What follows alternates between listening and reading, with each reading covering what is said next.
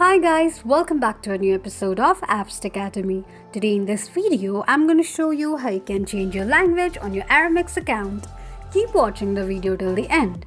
To change your language on Aramex, firstly go ahead and launch open your Aramex application. The home page of Aramex application will appear on the screen. Click on My Account option at the bottom right corner of the page. On the next page, tap on Languages.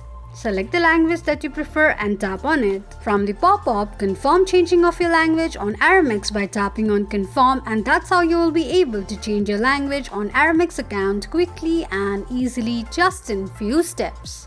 If you have any thoughts or queries, let us know in the comments section. Don't forget to subscribe to our channel.